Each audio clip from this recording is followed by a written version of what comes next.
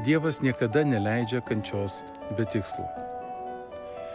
Kai jis leidžia mums eiti per sunkumus, jo tikslas visada yra aukštesnis nei mūsų dabartinis skausmas.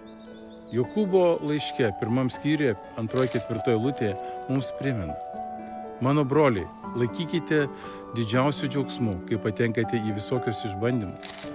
Žinokite, kad jūsų tikėjimo išbandymas ugdo ištvermę, o ištvermė tesubręsta iki galo, kad būtumėte tobuli, subrendę ir nieko nestokotumėte.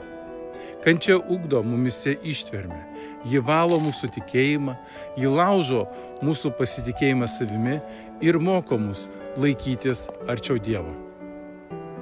Ir dar daugiau, mūsų dabartinės kančios yra laikinos, palyginus su šlove, kuri ateis. Romiečiams laiške 8 skyriuje 18 eilutėje apaštalas Paulius rašo: Aš manau, jog šio laiko kentėjimai nieko nereiškia, lyginant juos su būsimąja šlove, kuri mumise bus apreikšta. Tai nereiškia, kad skausmas dabar yra per mažas. Tai reiškia, kad būsima Dievo šlovė bus tokia didinga, kad dabartiniai sunkumai atrodys kaip akimirksnio sunkumas. Todėl šiandien esame kviečiami laikytis tikėjimo, neleisti skausmui mus palaužti, bet leisti Dievui per kančią auginti mus brandai, amžinybei ir šloviai. Viešpats yra su tavimi, net ugnies krosnyje.